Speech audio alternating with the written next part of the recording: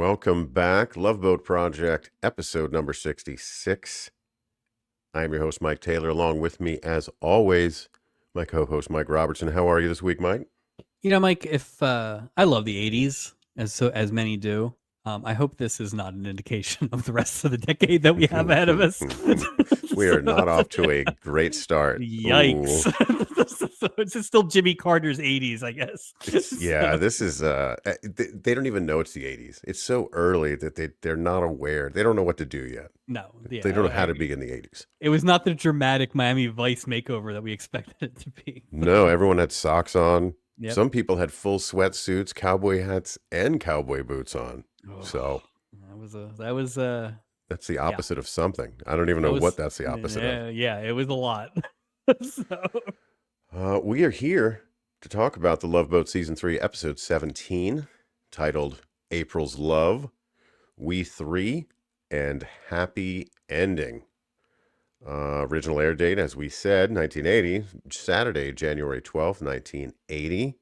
What is this, the second or third episode of the 80s? Third? First.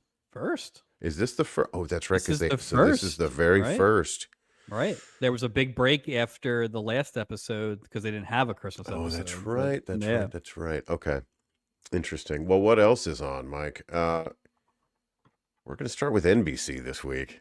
Because we kind of know what to expect. Chips, 8 o'clock, in an episode titled Jailbirds. Oh, boy. Let me ask you, Mike. Give me the synopsis of the episode Jailbirds of Chips, because I bet you'll nail it. So I'm going to assume that Ponch and John are undercover as prisoners to weed out some sort of ring that involved fake mustaches prisoners. Yeah, so no, not at all, but they were John. It was Jailbirds, not Jailbait, right? That's a different show. It did include jail. Yeah. John and Ponch are found guilty of contempt when they refused to name an informant in court because Chips, because highway stuff. Sure. While in jail, they encounter vengeful criminals who they arrested. Is that a so they clip put him show? in? So they. Oh, that's a good point. So they're in contempt, but they put them in Gen Pop. In Gen Pop, with people they put in who are just floating in jail, just a who's who. Yeah. Mm. Plus, this isn't. I'm pretty sure this isn't like when a reporter doesn't reveal his source. I don't know that a cop would go down for an informant.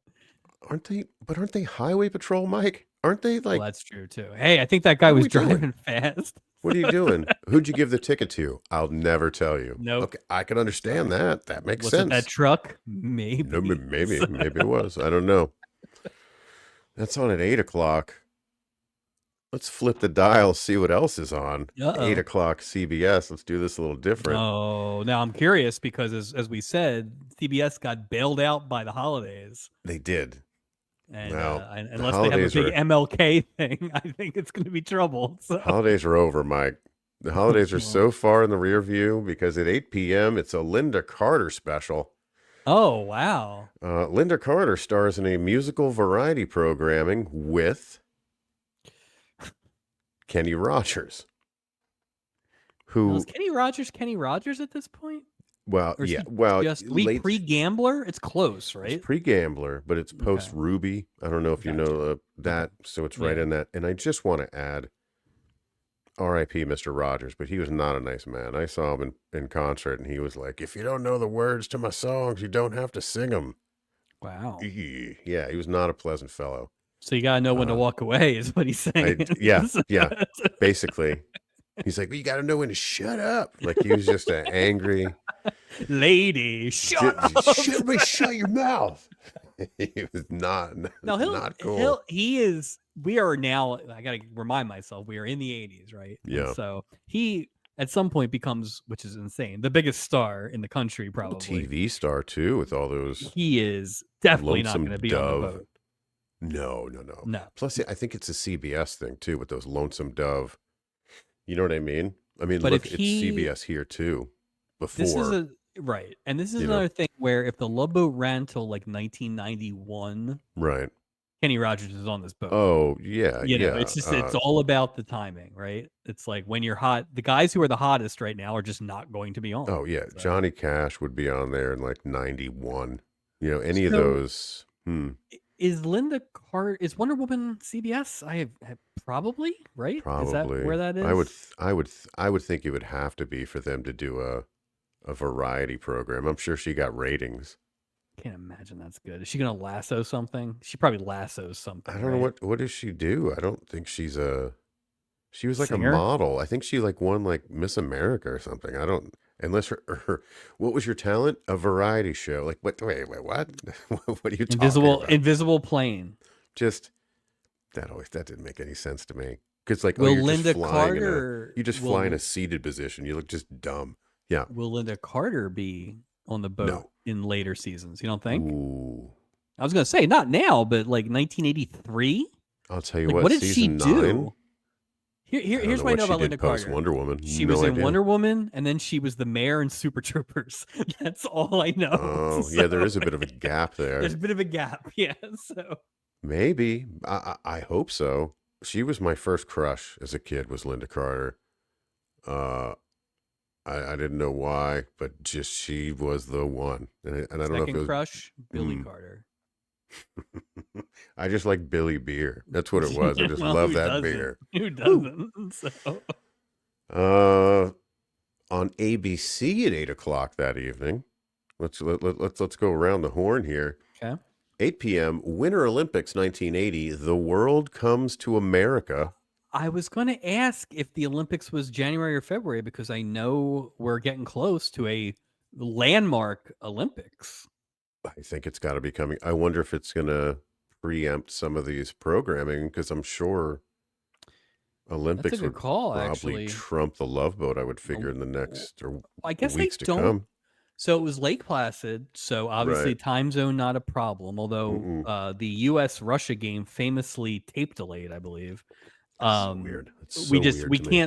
we can't think of Olympic television coverage the same way as we do today, or Well, because even you'd be yeah, glued. Imagine yeah, before when we would hang out and watch the Olympics, which was great. We could 7 different channels or whatever. Back right. then, you would be glued. I wonder what they would show. What were the go-to figure skating? Probably I like what mean, was bringing in the numbers. because wasn't that the big Eric? Got him. Well, Eric we'll Heidel? get to that. Is We that will a get to guy? that. Yeah. That So is yeah. Jim McKay is host for an advanced look at the 1980 Winter Olympic Games in Lake Placid, New York. Featured artists include Chuck Mangione, R.I.P., Hmm.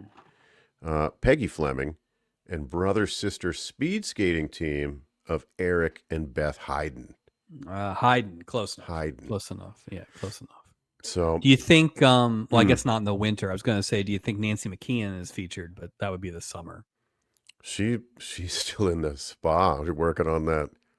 She's installing a portable balance beam in her new wherever. Just I guess we working on a never bronze. confirmed Mr. Barrett's games. He could have been a Winter Olympian. He had the body of a speed skater.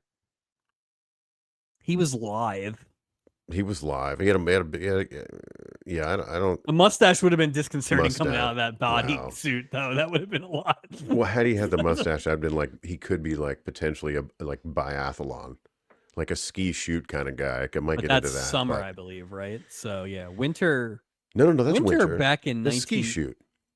You ever see Oh, the ski biathlon? shoot. Yeah, I'm yeah. You sorry. Yeah, ski and then you gotta yeah. shoot No, you're right. targets or You're right. I'm something. thinking of there's a summer version of that too, but it's like cross country maybe.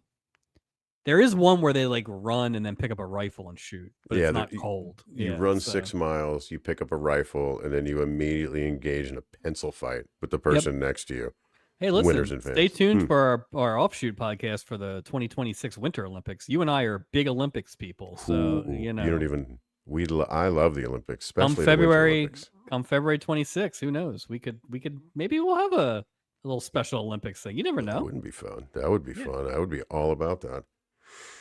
That's at 8 o'clock. Let's move to the 9 o'clock hour. By the way, Not I'm yes. loving this, and Mm, also this is very indicative of how shitty this episode that we're going to talk yeah. about is. Yeah. We're getting to the good stuff first here, people. Not to say it's not entertaining, but this is It can be quality both. stuff here as compared. So- Well, true. 9 o'clock, NBC, BJ and the Bear. We should just call the show BJ. Sorry, the episode called Fire in the Hole. Uh-oh.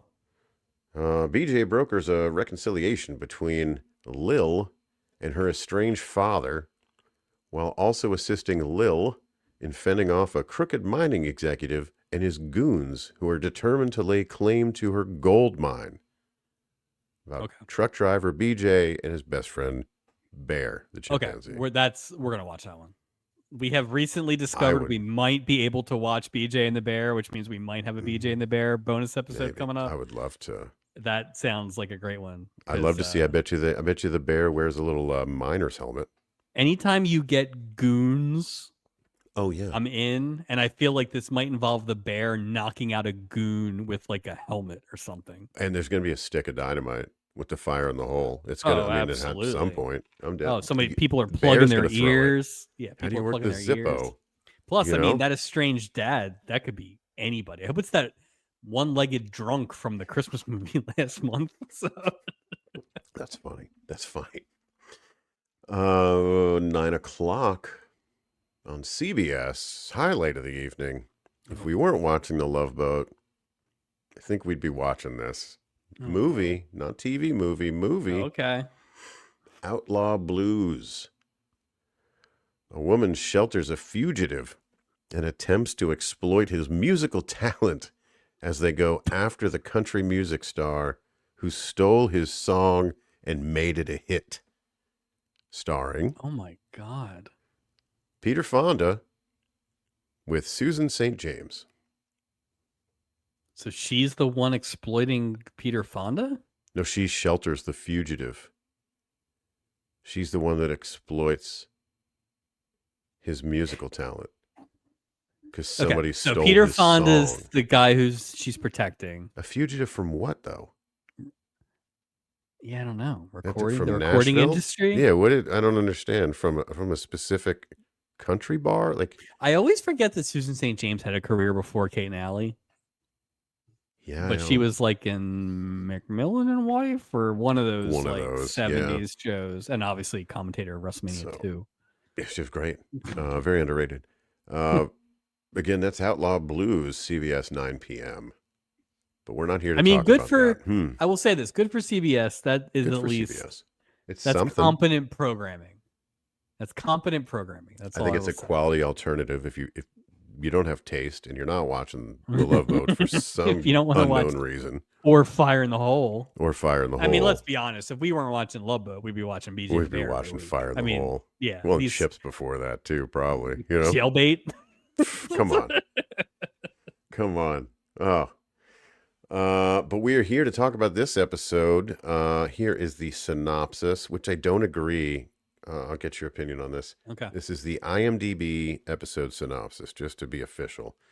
April Lopez plans to marry her manager, Tex, who is twice her age. Fair? Yep. I mean, not your math, but yes, other. No. Yes. No. Well, you know, shady. I bought an abacus. I'll show you in here in a second. I had to do the. It's a lot to get work. that numbers. It's a lie. It took me 2 weeks to get that thing. I'm going to use it. Damn it. Adoptee Laura Rogers wants to meet her birth father, Tom Thornton. That is not at all that story. Doesn't even know he exists. He's dead, as far as she knows. Yeah, that is not. And I will say this. Yeah, that is when we get to what we all think of this episode. I will say this. Yeah, there's a good, there's a bad, and then there was one that really carried the decision. Mm-hmm. That is the segment that carried the decision. Yeah, I agree. I agree. Because it would have been on the fence if one hadn't have been. One definitely. Yeah. I agree. Yep. Which I didn't agree with that second sentence there in the synopsis. Third sentence: bickering Bill and Betty Robinson struggle to finish writing a screenplay. That's true. I mean, it's true, but it's very basic. Didn't say anything about what the actual story was about. Right. But yeah. And again, I guess I'm not going to kill him for it, but I just want some sort of. And we never really know if these are like created by or pulled from, right? Because it's like if you're Right, writing right, it, right. if you're writing, sometimes I pull the ones from the TV guide or whatever just to Yeah. switch it up, and it's like you They're have to like a little remember more you're, written by the writers kind of thing. and also written with a sense of like, hey, watch this, as opposed to here's what happened, right? It's not a Right, right. review, Sentence. Well, you're supposed to so entice people, like you say. right, In lieu right. of a video teaser, it's a No, you shouldn't story lie. teaser. No, You you shouldn't lie. shouldn't lie. But yeah, but it was Excuse me. a it was a very interesting week for a lot of reasons. All three storylines have interesting reasons why this episode ended up the way it did. Um, quality be damned, but it is interesting to see as we get further along here the kind of tropes that work and don't, and how much certain people being in certain things can dictate what you actually think of a episode. I agree. I completely agree. Guest stars this week. We had a lot of alumni You did, rejoining us. including, I F- believe, a record setter. yes, Yes. yes. Uh, Don Adams, of course, is William Robinson. Second time on the Love Boat. Played Lenny Carmen from Mitzi and Lenny. Season 1, Episode 14. Also, Episode 14 on our archive, A Trail of Toothbrushes, which came up in that visit. The Uh, perm didn't make it the from perm season did one not though. make Don it. Adams No, did not keep the perm look for no, very long. no. Thank God. It looked much more Don Adams like. That was a very like 1976, 77 look, because there's like, if Oh, you look at like a baseball card from the mid 70s, there's you like couldn't a even put your 1 hat year, on back then. right, where Yeah. everybody had the perm, and it was a very interesting choice. So, Just a weird, what a lot of maintenance. it does seem like Says the guy with no hair. ack. Damn it. We will see Mr. Adams 3 more times on the boat. Excellent. Excellent. Second is Charo as April Lopez. Mike, this is the third of 9 appearances as April Lopez. 9. And she'll be back in season 9 as a completely different character. Are you familiar with the theory of the diminishing returns? Yeah, this was, I mean, just based on musical, the I have a lot of performance, I guess thoughts you'd about call the it. musical performance. I have a lot of thoughts about that. I have more thoughts about the storyline itself. But I will say, to start, I had, before we ever did a Charo episode, Yeah. I had an opinion of Charo and I had concerns about Charo in terms of Charo as a kid, and as when I came upon Charo, there was a idea of what she was, and it Oh, was like, that's not for me, right? Like, it's yeah, just like, it yeah. is what it is. And that first episode of Charo was surprisingly good. Mm-hmm. It was like kind of Well, because she had nuanced and a little innocence. subtle. Right. Exactly. Yeah. I agree. And every Charo appearance so far has It just gotten it worse. dials it up. And it's right. I was And uncomfortable this week. exactly. And it's like they make her dumber, and it's like, it's not entertaining, and it's a little insulting, and it's everything I feared about the Charo being a regular character thing. So Well, it's funny, as I was watching this, I was thinking along those same lines, where even when we first see Charo, like the things that they have her wearing, and I'm not being like a caveman about this, the things that they have her wearing, like in each of her visit, like it was sort of ridiculous. Like yeah, it was just, it's sort of the musical. It was just an excuse for her to gyrate. I don't know. I don't understand the entertainment value. I it's the felt first, bad because I was like, it's just the lowest common denominator right. that's appealing to people here. And I was like, well, I thought that, I don't know. I misunderstood. I feel like, without really thinking about it, I feel like it's the first example that we've had doing this show where it's like the performance of the first time we see them gets affected or impacted by the thought of the performer, like the stereotype of the performer Absolutely. in that day, Right. right? Like in current day.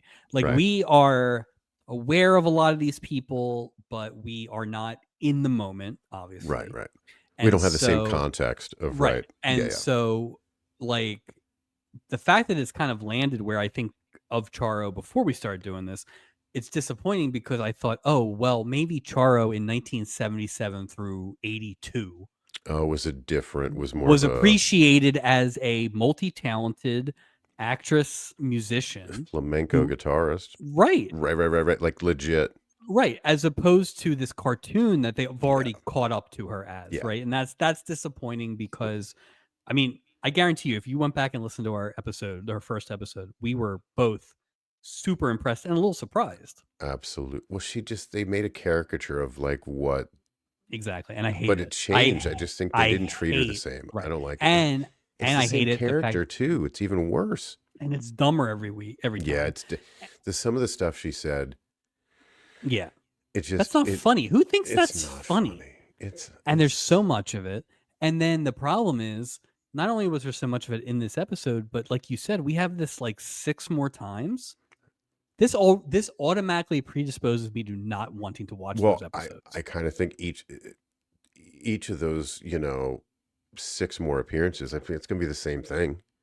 Wait, Some worse? hijinks. April, she's gonna be dumb and she's gonna come Right. across and make little puns that she doesn't realize. It's just Yeah, it that's was sad. I think she could have been more, and I think they kind of nah. chopped her legs off in a bit. You know what I mean? Yeah. Or And just and right. again, I think it's that thing where like they didn't even mention that she worked for the line anymore, Nope.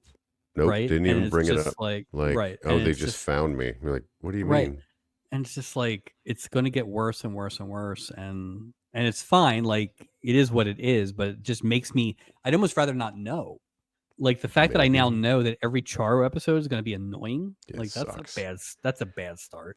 Maybe she was just, maybe back then Charo just equaled ratings. Maybe that's how she got so many bookings. I don't know. I don't Possible. I know. mean, I wanted her to bring more to the table. I just wanted more first I didn't season like it. Charo. It was a good character. Well, there's 3 dimensions to that character. Right. This is just bullshit. It's Yeah. just Yeah. dumb jokes This is and no yeah, it's no fun. mispronunciations No, and yeah. And like so many. It's ugh, overwhelming. It's just not entertaining. no. So And to purposely name characters that she would have a hard time pronouncing is where I got a little like, okay. And yeah, and there's a note about that later. Sorry, Charo. You deserve better. I gotta say that. I agree. Uh, Marjorie Lord as Martha Rogers. This is her only appearance on the Love Boat. She is an alumnus of the Schlitz Playhouse of Stars. Our Season next 2. project. Season 2, episode 25. Not in our archive yet. Uh, Interesting note about Marjorie Lord. This was interesting. Danny Thomas asked her to replace Jean Hagen as his television wife on Make Room for Daddy. Now, keep in mind, at that time, Hagen had played Thomas's wife since the series' inception. Ouch. She was written out of the script in 1956 at the end of her contract. Lord accepted the role, joined the show. The show changed the name to The Danny Thomas Show from Make Room Wow. for Daddy, So which I make thought room for was daddy. I guess when I got rid of the wife, it Make was Room like for too Marjorie literal. Lord. Too Yeah. literal. It was like Bring in ML, like something. I'd Goodbye, Hagen. That's I'd kind love to of know more about that. a J move. I love those kind of like, Oh yeah. Well, especially uh, because like when they like, cause there's like the Bewitched thing, right? Where they're just like, yeah. people will be fine with just the exact same person playing a different character. It's Yeah, it's like, fun. It's fun. Excuse me. I mean, I'm having my root beer on the rocks this evening. If you do hear a little shaky, shaky. Next, it's Ross Martin playing Tom Thornton. This is his only appearance in the Love Boat. He was best known for playing the character Artemis Gordon on the CBS show The Wild Wild West. Wiggity wow wow. Thank you for saying that. The Will Smith Wild Wild West, they say, was loosely based on the show. Yeah. Kevin Kline played Artemis Gordon. Which I saw. I definitely saw that movie. I don't think I've ever seen the show. And yeah, I think the story goes that Kevin Kline was supposed to be Tommy Lee Jones. They Ooh, were just that would going to have been run back Men better. in Black, but you know, I only remember Wiggity Wiggity Wow Wow. I remember So the video. yeah, with Drew Cool Mo Hill. D was in it. Drew Hill, I think. Yeah, Yeah, so late 90s rap. it was awesome. Juliet Mills, all-star Juliet Mills, and I believe this is the record you spoke of Yep. earlier. She's playing Betty Robinson. Fourth appearance on the She is Love our Boat. first four. That is correct. First Yeah. four. So Barbara Danvers, season 1, two-parter, 15-16. Millicent, if you remember. Yep. Season 2, episode 21. And June Godwin, season 2, episode 8. Mike, we're going to see her 3 more times on the boat. Love her. You know, Honestly, I'll it take was her over Charo yeah. anytime. She ends up being in that category that we've talked about a bit, where it's like Christopher George and Barbie Benton, Just better. people that we were. Now, I will say I was a little more familiar with her than the others, but it's like people that we have come to know during the course of this show that I just enjoy and am happy they are on my screen, especially in an episode like this. Yeah. Where I'm just looking for anything, man. And Just give it's me like just a life preserver. she Just is something. just she has been great 3 or 4 episodes, and the only episode she wasn't great was Buddy Stanfield's fault. So Yeah, it's not. I think she's great too. I think her timing is great. yeah. The way she delivers lines, just her Yep. tone. Yeah. She was great. Forrest Tucker as Honest Tex. First Hang on. appearance in Love Boat. Hold on. Yeah. Oh shit. This is my child's Honest cowboy Tex. hat. Honest Tex is here.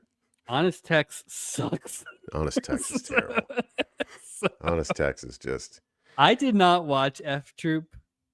No, I didn't. This either. did not make me want to watch F No, Troop. But this guy is exhausting. So yeah, I'm done.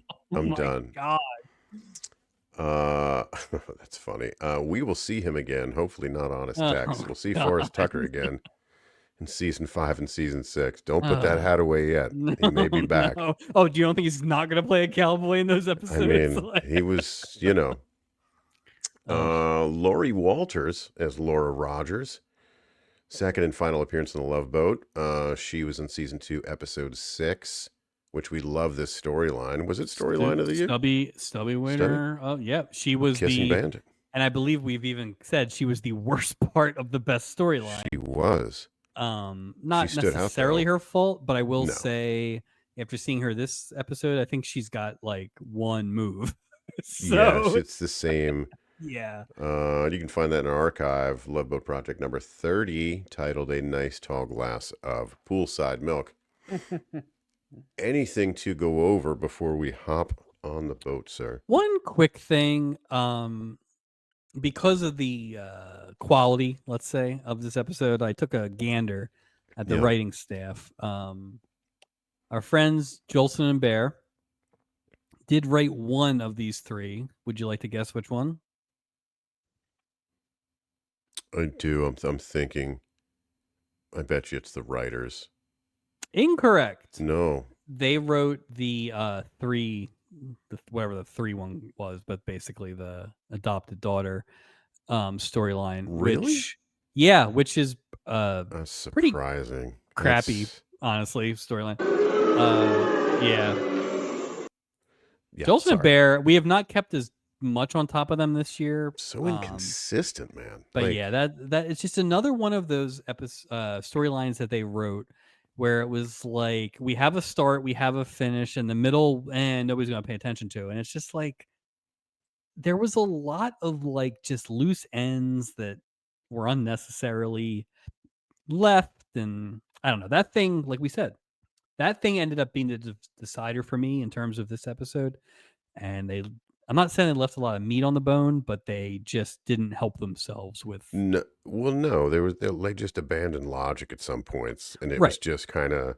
And that dad character especially was like all over the place. Like at the beginning, he goes from like, oh, what a coinkydink, to I'm gonna ruin everything. Yeah, she doesn't know everything yet. Fine. Too. Right. It's good. I'm coming to your like that guy's an asshole. Well, I made one decision already. We're 29 minutes in. I'm pretty solid on that one. Oh, I've been there for a while. The other 2 storylines were written by the same person, which is never great. Tony Webster I didn't recognize the name, and it Yeah, turns out he ends up being a story editor, so his name appears in a lot of stuff, which is hard to tell. Whatever, right. but he wrote a few episodes before this, including one of our sneaky favorites ever, the Jim Neighbors Jewel Thief one. Oh, that was such a good Now, I will episode. say this: it's like, is that a great written episode or is that a great twist? It's hard to really tell. Yeah, it left me with a good feeling. Like the last thing I remember, I Exactly. Right. liked, so it didn't Yeah. even matter. He also wrote this season's trial romance, which again was the Tayback jury duty one. And it's like, so I guess this guy is really into writing repetitive stuff that ends in a way, because he Okay. does, but it's fine. He's a cut and paste guy. That's okay. Interesting. We need Yeah. people like that, sure. Yeah. So it was just interesting to, I haven't gone to the writers in a while. Usually when I go to the writers, it's for a bad show. Um, but I'm wearing a cowboy hat, so you can tell how good this episode I was, mean, that's really. how good it So, is. yeah. All right. Well, let's get on the boat here, Mike. We open the episode with Isaac and Gopher helping out some passengers. At least somebody's helping some passengers this week. Julie walks up, asks if they've seen April yet. She says this. April Lopez walks up behind Gopher, covers his eyes, and says, "Guess who?" Mike, it doesn't take a Yeah. Perry Mason to figure out that it's April frickin' Lopez behind you. Yeah. Gopher asks for a hint, and Charo gives him the old coochie Coochie coochie. coochie. Yeah, we had to get one, but we only got I mean, one. I'll say that. At least we we only only got got one. one. She Yeah. kicked the door in with it. So do you think, and there's Yeah. no way for us to really know this, but do you think by January of 1980, like Charo is famous enough that she is now playing Charo, and like, so they have to get a coochie coochie? Like if there was a studio audience, this would have been like a big applause Oh, line. I agree. Well, I think April Lopez has sort of morphed into Charo at Yeah, this which point, is like we spoke disappointing. of earlier. It is. Which honestly And I is think that's disappointing. what they did. Yeah. So it was like her catchphrase is the Charo is her. Like she's just, Yep. and And I it's a go lot of back to that. the heavy, like, malaprops and like all that kind of stuff. Well, Yeah. I go back to the musical performance that we'll see later, and it's just, there's no music to perform. She's just out shaking it. Like it was just sort of, I thought it was sort of insulting to her. Going back to our conversation, it really, I I'm don't know. saving all my thoughts about the I music know. performance It's till we get just, there. it was really, it bugged me. April hugs Julie, Isaac, and Gopher. Steubing joins them and introduces April to Vicky, which had to be confusing. Well, it's not just that, but I mean, he didn't introduce what's her name No, to him no, a he few didn't say weeks anything. ago. Yeah, like who are you? Like what? If I'm not trying to bang you, I will Right. introduce you to my daughter. So. And here he comes. Colonel Robert Parker walks up and puts his arm around April. This is too much. How is this This not is the inspiration this for is Robert too Fuller? much. It's This is too much way Texas. too This much. is too This much. is this is pro wrestling. This is it's It's so over the top. oh my god. And it was so I didn't watch this episode with headphones on. Sometimes I do. And I feel I like if went I'd back for watched the it with second time with it. headphones, my Yeah. head would have exploded, because it was Oh, between him and Charo. It was like you it can't was have two cartoon it characters was in the so same much. scene. It was too much. How many cartoon voices did this guy do, by the way? I'm Oh sure. my god. Jeez, great voice. Um, says that April is worth more than her blue book value. April introduces him as, this is the only joke I'm going to make about this, as Onyxed Tex. She had a hard time even saying honest. Onyxed. I'm like, Onyx. Yeah. come on, He says y'all. it like my son said, my almost 2-year-old son says words where I was like, huh? It's Just like, so, couldn't. Talks about April's singing career and asks how her career is. They ask how her career is going. Tex answers, "It's fine, first class." Oh, that'd have been a great Halloween costume. I'm going as Honest Tex next year. Doc gets a little hoity-toity yeah, he and does. requests that April speak for herself. I'd like this because you know what made me realize it? Because at first I was like, oh, it's Doc. Doc's usually the guy he's the alpha in this group or Sure. whatever. But if you really remember back to the first one, with April, like Doc was the one who spent the most time with her. Like Doc, Yeah. there was as you always point out, the pajamas and stuff, but it's Mm-hmm. like, and Doc has never not shown a protectiveness for people that he's actually not trying to bed. So I just, and I made the note, like, Doc is coming in hot at 3 minutes and 39 seconds into the episode. He's just like, cranky. thump your brakes, Onyx He text. was cranky. He also was like, I don't have a lot to do in this episode, Well, he just got out of honestly. his So wedding, his last. We just got out of he's a single that's man true. again. There's So that, and I feel like this means we're gonna get like maybe a episode of Bricker next week or in the next couple weeks. He's like we're saving it, so overdue. he's Yeah. So I love the episode of Bricker. Tech says, of course. April explains that they met 3 weeks ago and that they're engaged. Julie, Isaac, and Gopher feeling very judgy of April. Gopher says, you're engaged after only 3 weeks. My note here, Julie and Doc should just sit this conversation out. Like, don't. Julie took it with a bit of a face, which I didn't think much of until the next scene. Oh, yeah. Yeah, this terrible combination. They just beat her up. April says, no. They got engaged after the first night. Onyx Tech says he always wanted to marry the kind of woman his dad would marry and would marry as his 5th wife. Here we go, Mike. He takes April to go check out his, quote, bunkhouse. I almost fell out of my chair when he said that. I said, oh, it's true. Oh, man. He's all wearing jeans and a yellow shirt. He's going to throw some folks over a cage. All stuff, yeah. You're going to fight Dustin Rhodes in the back of a tractor trailer and they get fired? Wait, does this give off an excuse to do the bunkhouse stampede now? Oh, please. Do you want to hear us review the worst wrestling match ever? Yeah, our wives did. Yeah, on Christmas we watched that. Yeah. It was great. That and the Crockett Cup. The entirety of the original Crockett Cup. If you've ever spent a beautiful snowy Christmas Eve with your wives, it is important that you watch old Jim Crockett productions. Early 80s. It was great. Sound was bad. We didn't even need it. It was great. R.I.P. Bob Caudle, by the way. Just lost Bob Caudle the other day. Completely lost my train of thought. Doc says, although the cowboy... Oh, I'm sorry. It takes April to check out his bunkhouse. Doc says, although that cowboy is wearing a white hat, I'm not so sure he's a good guy. Yeah, Doc decided that he had 2 or 3 good guy, bad guy cowboy jokes, and he was getting them in this week. All of them. He shoehorned that next one in pretty hard, too. It is, yeah. Yeah. Julie's welcoming Mrs. Rogers and her daughter on board. They're from Vancouver. And I wrote, uh-oh, that's pretty close to Alaska. Yeah. Like, poor Julie. So, go ahead. Are they just messing with her? Or so, you going to do the Vancouver? Do you have the Vancouver line before I say my I don't have the Vancouver line. Go right ahead. So, she mentions that they lived in Vancouver, they get married in Vancouver or something like that. And Julie's like, oh, Vancouver's one of my favorite cities. And I thought about it. I'm like, that's weird. And I realized, oh, no, that was the last place Julie was happy. Oh, when she thought she was getting married. Because they were on the way to Alaska. Oh, God. So that's why. That's terrible. It's true, but it's terrible. That's the last moment I was happy. When I was oblivious to what was about to happen. Yeah, it's not like she's a big Trevor Linden fan. I think that's funny. I'm looking for a Pavel Bure. Anyone? Hey, have you seen Kurt McLean? We don't talk about Donald Brashear up there anymore, but if we did, Mrs. Rogers sees someone or something and gets visibly spooked. Yep. She rushes her daughter away to get to the cabin, up the stairs. A man in a 3-piece suit boards and immediately locks eyes with, sees Mrs. Rogers walking up the stairs.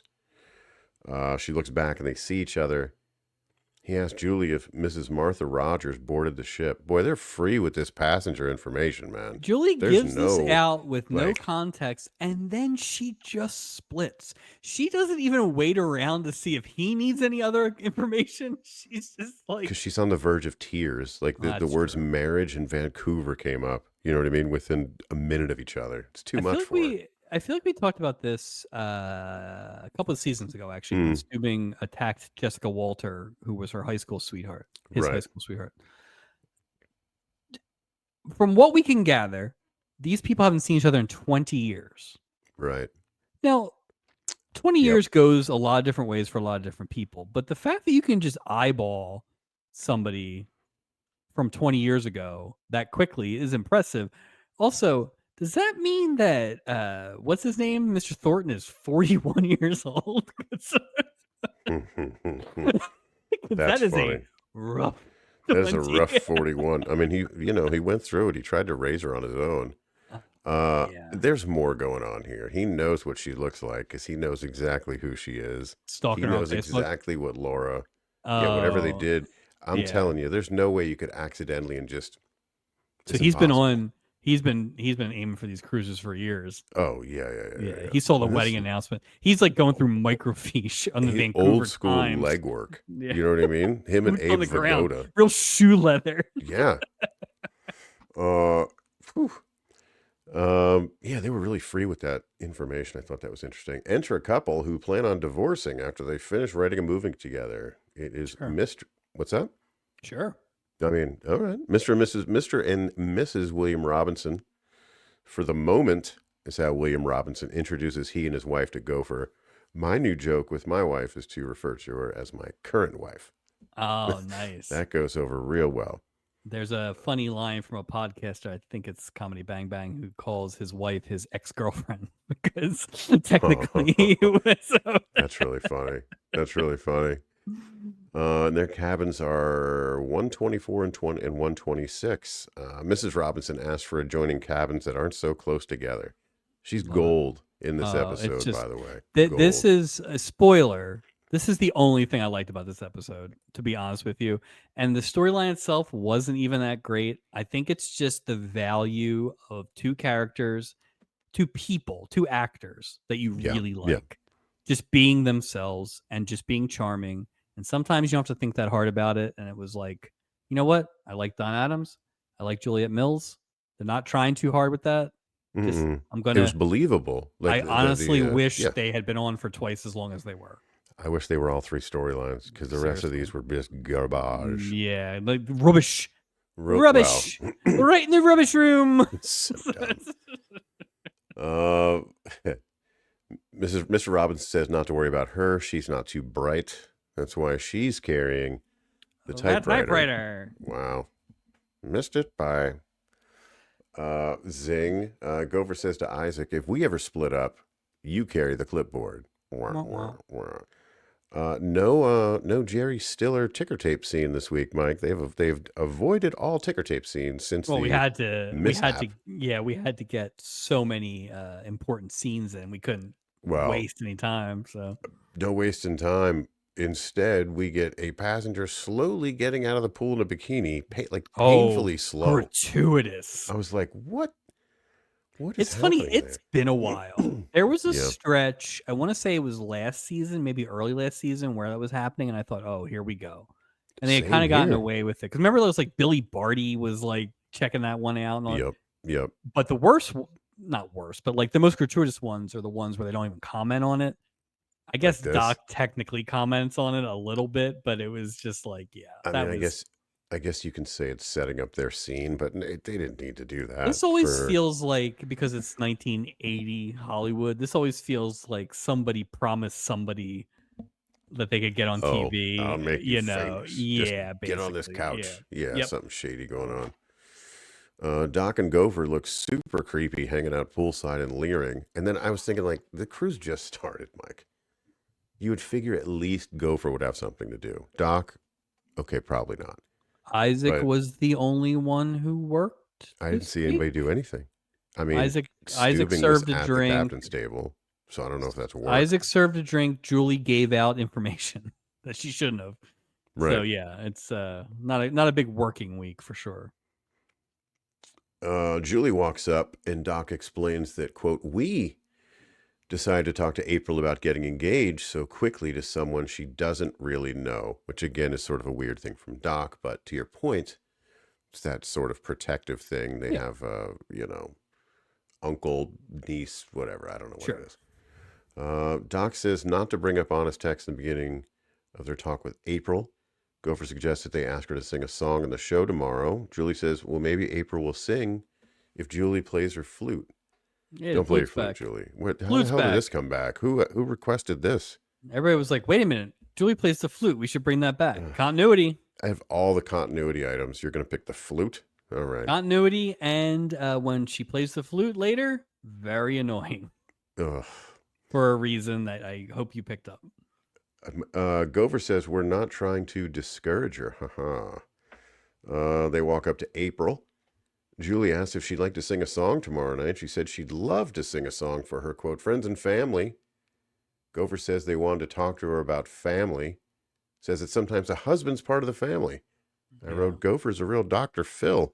Well, and this is where Just this say is it. like, oh, here we go now. April's dumb, right? So Right, now like we she didn't can't. even- This was like at the end of the last episode where they had to explain to her that some people don't like their jobs. It's just like, There's good people and there's bad people. It's right? like, come on. It's just like, come on, man. She outsmarted all you idiots in the Yeah. first episode, and now you're like doing this crap. It's very, Well, it's condescending, is what it is. How Like is more she than s- anything. Well, how was she smart enough in the last episode to like recognize the fact that those older dudes were like throwing Yeah. drinks and everything at her? She had the awareness, but now she doesn't have. Now she's shacking up with one of them. Yeah. Like, where they drug her up? Like, what did they do? And to her? again, was she fired from the line? We have no idea.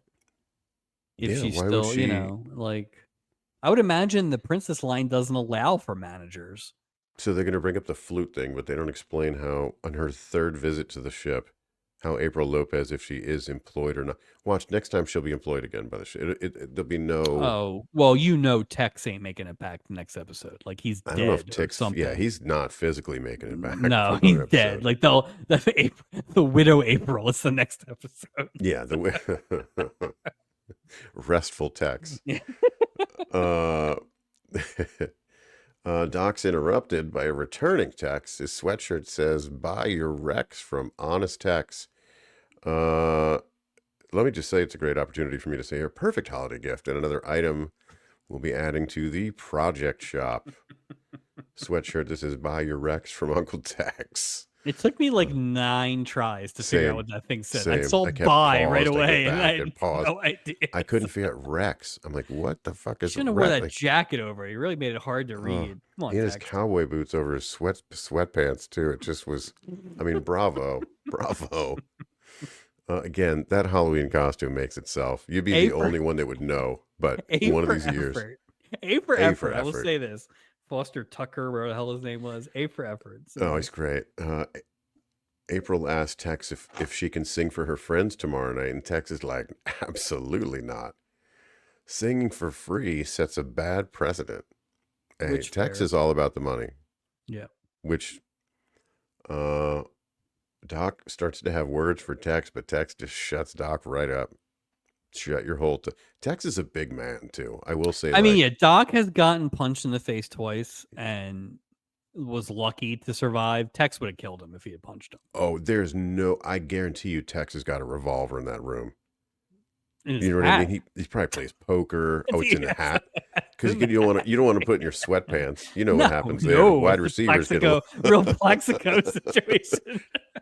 Jesus, Tex, leave that in the room. Just don't.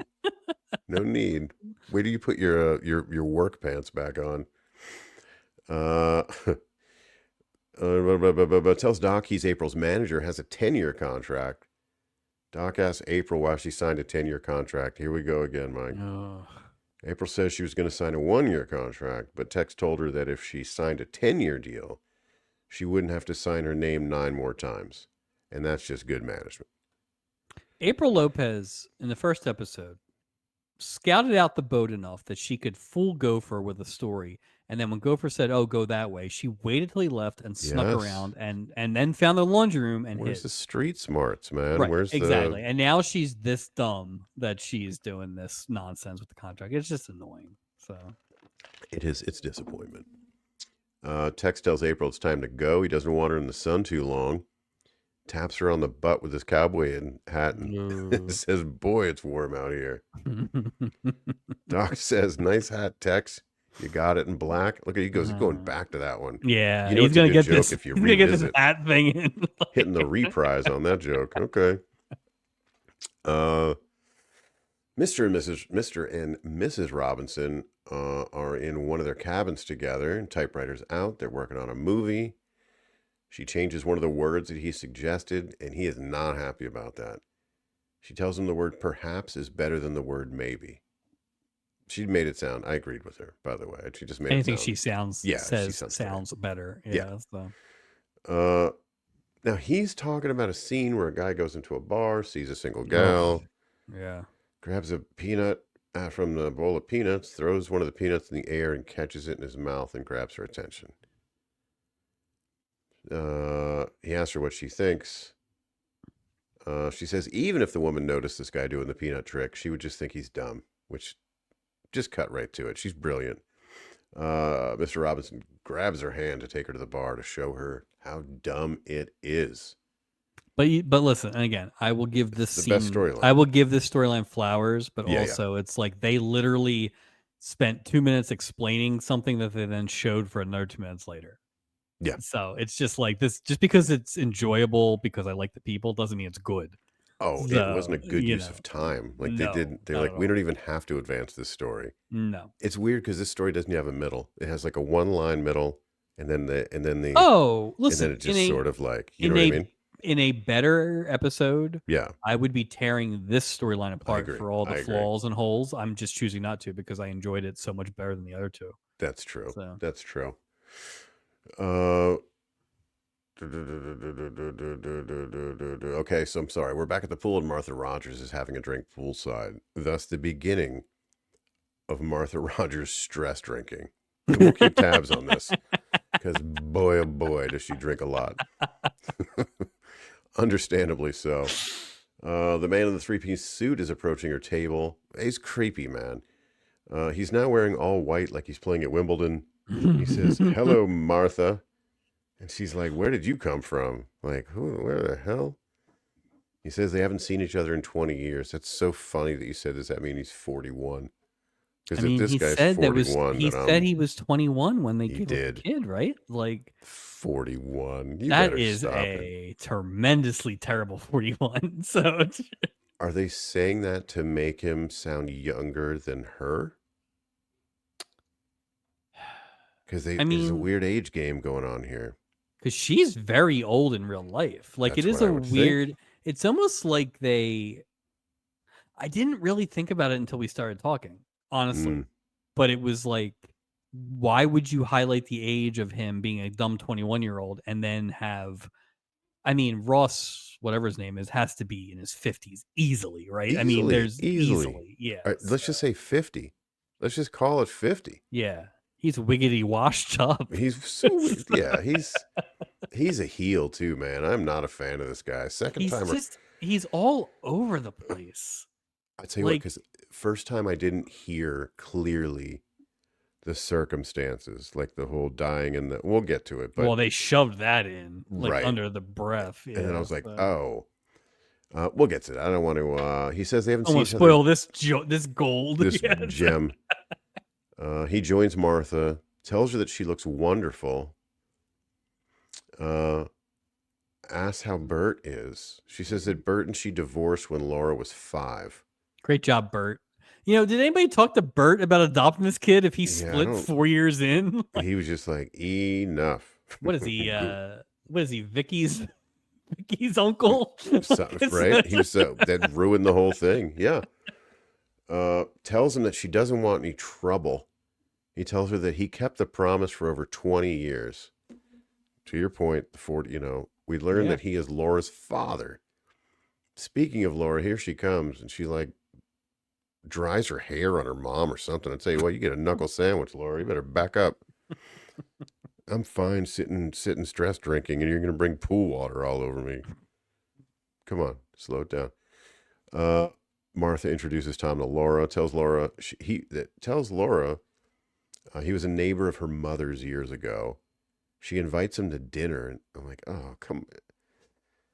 Why can't Laura go? Cool.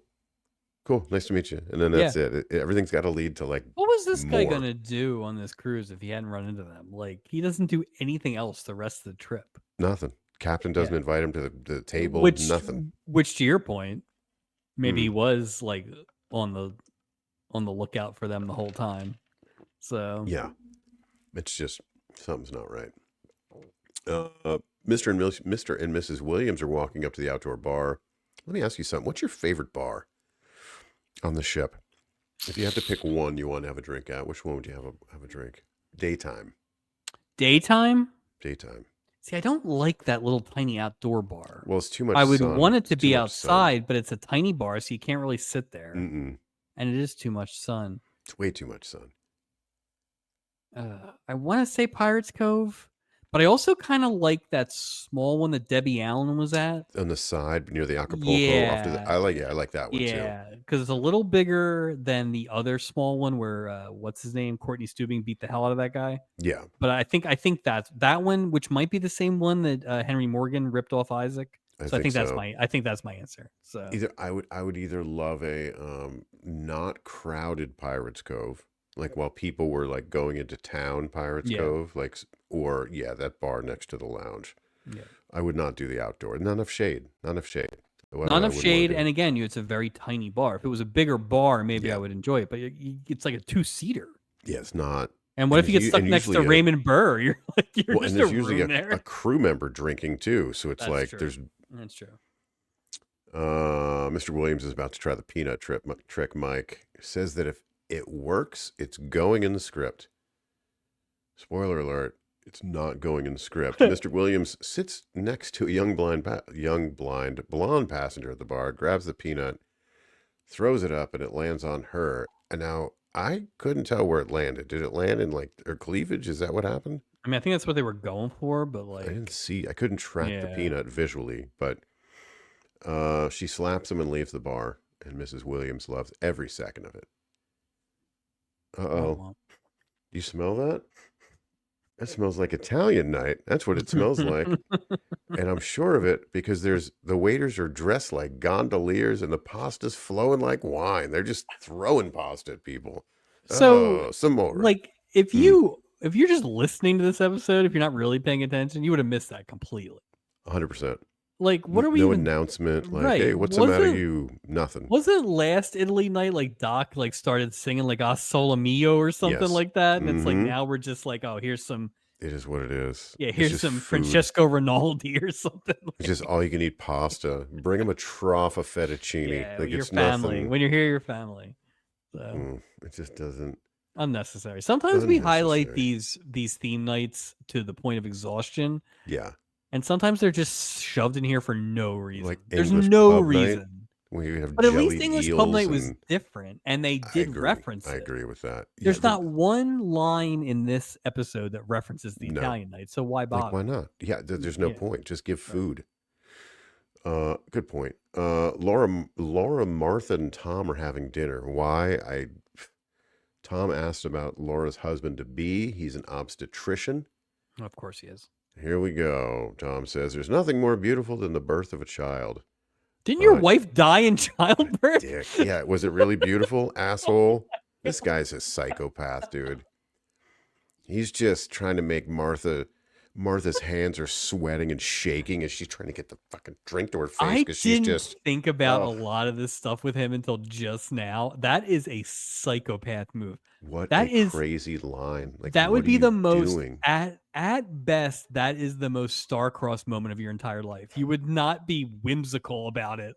Like, But it's just the dangling of yeah. this powerful information, like, is such a jerk move. Yeah. Like a weird, poor Martha. No, I agree. Martha's hands are just soaked. Her liver's just screaming. She's sipping Well, thank drinks. God she found somebody to give her some advice later on. So You don't see me wearing the captain's hat this week. There's a reason. On an episode where he could have just skated by, he did two things that just, I think you'll be surprised on the thing that really got me. But Laura tells Tom that stockbrokers are frenzied, but you seem so calm.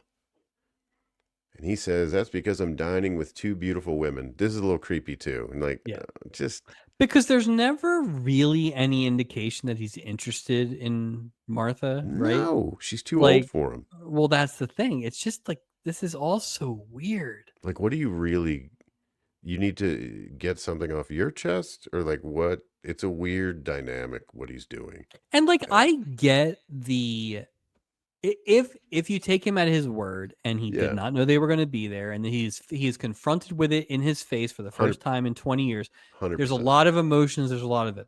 But you're right, he does almost immediately turn to some sort of like it's almost like if this was a blackmailing situation. That's what I was thinking. He's trying to like squeeze Martha. And that's what I'm Right. saying. Like, what are you trying to accomplish here? Yeah. You're flying so close to the sun just to make me sweat, or like what is the intent? Are you Yeah. mad at me? Like what is Right. such a weird dynamic? Right. And And then again, I mean, Martha's 100% right. Like, whatever you think your quote unquote right or blah, blah, blah is, this is not the time or place. Like, no, God it's no. like, so you don't owe anyone anything except what Martha was originally agreed to, Right, so. right. Well, especially if I go back, when Laura's telling Tom that stockbrokers are frenzied, but you seem calm. The real answer should be, Tom, because I'm a complete psychopath. That's why I'm making everything about me. This guy. Laura asks if it's 9 p.m. yet. Tom tells her that it's 9:05. Always late, right? Always. Laura says she was supposed to call her fiance at 9 and excuses herself. Martha and Tom tell her goodnight. And then Tom says, I love Laura like I've known her.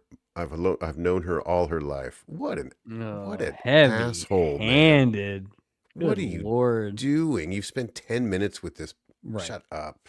It's just he's in love with the idea of it, which is just like, again, like take a beat. And I would love to know like what he thought about his adopted daughter that he never met 20 minutes before he gets on the boat, right? Like Hmm. this is yeah. I did not think of him as a villain as much until we I started didn't either talking, till we but started talking. yeah, but now I very much think of him as a villain. Oh, So I do. Yeah, Martha tells Tom to, quote, stop torturing yourself and stop torturing me. Yeah, really, like, fair. stop it, Yeah. bro. Tom tells Martha that Laura has the right to know and that he Nope. has the right to tell her. And Martha says, Definitely no, not. you don't. You're No. crazy. No. Martha says Tom gave up that right when he asked Bert and her to adopt Laura. Tom goes on to say he was 21. He had no job, no money. Quote, when Claire died in childbirth, I just fell apart. I'm sure it was sad. He says he tried raising Laura by himself, but he couldn't. I don't know what that means, but says all he wanted was what's best for her. Obviously not. Martha says you did and asked Tom not to hurt Laura. So Uh, I guess he tries after Claire dies, but it's a clusterfuck, which I totally understand. I wouldn't have been able to do it by I myself. get it. Most people wouldn't be able to do it by themselves. So like that part is fine, but then this like contentious like I have a right. Like I don't Where did think this Martha was seed? sitting there. Yeah, I don't think Martha was sitting there saying the forms that you signed when I adopted her meant this or that, right? I think it's that right. thing where it's like, why after 20 years, because of a random boat, Well, because would you throw this monkey wrench into something when she's about to get married? because he Like, doesn't care about her. It's no, not. None of this is it's about Laura. It's this is we're all about talking Tom. right. We're talking villain, but it's really narcissist. Oh, 100% narcissist. This is Yeah. what he. So, And the worst line is about to be delivered. Martha says that she's secure and that Laura, quote, really knows who she is. And Tom says in his best heel voice, not yet she doesn't. ugh, What a go away. jeez, Just man. go away, man. Good Like Lord. he's Nobody wants you. It's yeah. supposed to be the love boat. Not that. What are you doing, dude? Not Yeah, the it's such a weird. weird character. It really is a weird character because he's like very villainous and very creepy and very sad, Yes. but not enough that it's obvious. So I don't think it's subtle. I just think they didn't land it. But it's like he's like five guys at once, especially like the way it goes after this.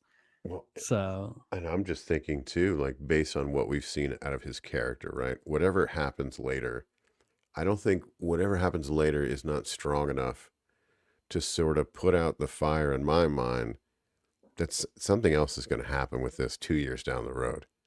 You know Oh, what I I don't mean? think. Like, Yeah, he's I not don't. done Yeah, with I this don't think nonsense. just because this guy doesn't pull the trigger doesn't make him heroic in any way, right? Like, The no. most heroic thing he could have done was she invited him to his wedding at the end, and he says no. Or he could have just jumped off the boat. Right, or he could, yeah, I know, or yeah, right, something. Yeah. But it was Yep. just, Yeah. again, making it about himself. He's just such a. I bet you he saw that wedding announcement Yeah. and then figured that out anyway. I mean, Just that's the easiest path, right? I would think, or Yeah. he's been So tracking her this whole time. I the don't whole know. time. Yeah. William and Betty Robinson are having dinner. William, let's call him Bill. Bill admits that he was wrong about the old peanut in the mouth trick, but he's not wrong about getting rid of the hand holding scene in the movie. Betty asks him to take a chance. Bill says that couples don't hold hands anymore. Betty says that we don't, but couples do. And they're now hand wrestling. Boom, roasted. Betty's trying to hold his hand, and Bill's just playing solid defense. It was all right. Time for the captain's table question. So, do they do the Taste of Italy, or does the captain's table have a specific menu? You know what I mean? Or do they just sling more pasta at them? We Is have there a special menu? so we have seen, was it Jaja Gabor or Eva Gabor who ordered something specific, right? We've seen a few so, yeah. orderings at the captain's table. So I think it's pretty much standard. I don't think they get like a preset or special meal or something like that. But of course, the captain can order whatever he wants, Mike, because it's my ship. The dessert first. It's the most remember? important. Yeah. Yeah. So chicken fingers with ketchup. No ketchup. No ketchup. Honest text. April, Steubing, Gopher, Julie, Doc, and a couple of rando passengers. By the way, the season 1 man, woman, man, woman, man, woman is again not being adhered to. And this is like I don't like this table just doesn't look right. It doesn't look as prestigious as an earlier season's cabin table or captain's table. No. Based on like where they've located it. It's just moving all over the place. Yeah, it's like in a corner, and like it's ridiculous. and again, it's 70% crew. Yeah, it doesn't seem like much of an honor. Like not too many people. When's the last time we had multiple storylines at one table? Like I feel like that's something we need to keep an eye on. That's a great question. Right? They throw in the randos all the time. They throw in the randos, they throw in the crew members. But like I want to see two distinct storylines at the same table. Unless it was when we had Rosie Greer. That was the last captain's table. But it was him and Vicky. Yeah, I don't think it was anyone else. I don't think it was. Like it's been a while. It's something to keep an eye on. So something to think about. Steubing toast April and how far she's come. By the way, Steubing's having orange juice in a wine glass. Ugh, I checked several times. We get it, Steubing. We get it. You're you don't sober. drink. You should just toast with an empty glass. You know what I mean? Just stop. I'm a quitter. Yeah, it's good. Tex says it's time to go. He has to send a telegram to his friend in Vegas because April's name is going to be in lights. The entertainment director at the Brutus Palace is a pal of Tex because Tex sold him a used car once. April says she'll still talk to everyone when she's a big star. April and Tex make their exit. But she didn't want to be a big star. Wasn't that a big thing last time? Right? Yeah. So I don't know because she was like so jaded because these old men are sending her flowers. And now she's literally getting flowers sent by an old man. She picked the oldest guy she could find and then had him run her career. Julie decides that that one of us out of Steubing, Gopher, Julie, and Doc is going to have to tell April that she ended up with a phony fiance and an even phonier manager. Boy, they're really... Yeah, give him Tex the business. They're giving Tex the business. Without saying a word, Julie's nominated for the talk with April. Julie says, no way, not doing it. Steubing gives her the old, I'm your captain, and you used to have a crush on me look. And Julie accepts her nomination. Still weird, by the way. Still weird. Why? Honestly, why is this not Steubing's job?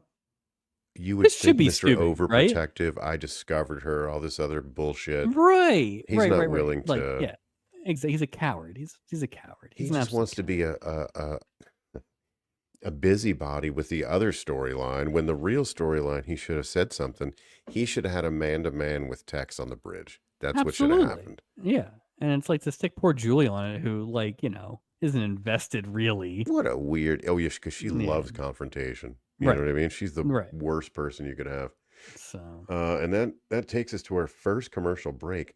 Something I noticed here, man. This was close to 20 minutes before the first oh commercial. boy, talk about a whole lot of nothing for 20 minutes too. Well, then I was thinking, well, what's on the back end? If you've gone 20, Yeah. And if and you we've figure the back end, we have a padded music scene. that went on for some time. For I mean, some time. there are, I bet you if you clock it, Mm. like the Don Adams storyline was shortest by a mile. Oh, there was nothing there. The And April it one was was the just whole episode. right. And it was, but it was, there were a lot of like short, quickie. I don't know. I really didn't like this episode. It was at weird. all. I like the first time I watched it, like I didn't do notes and I watched it and I went, whoa, that felt like 20 minutes Yeah. because nothing happened. But then I did notes and it felt like an hour and 20 minutes. So Yeah. we're back from break and we're in the Pirates Cove. Arr. Laura's dancing with Tom.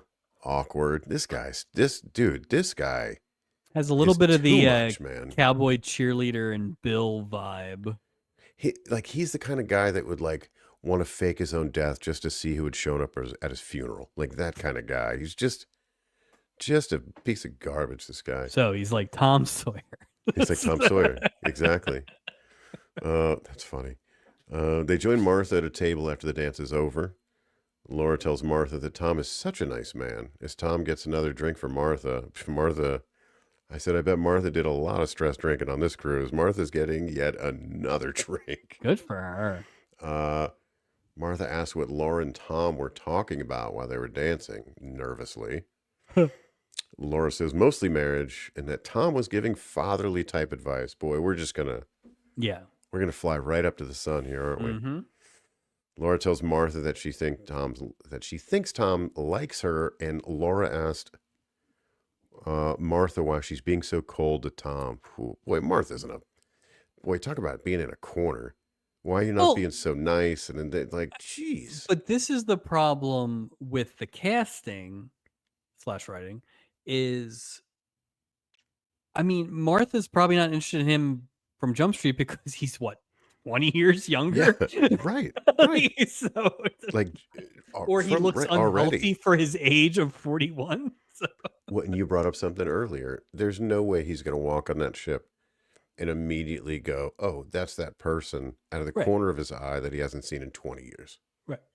There's no way. 20 years is a long time. Well, 20 years ago, she was media. 50, So, yeah. It's terrible.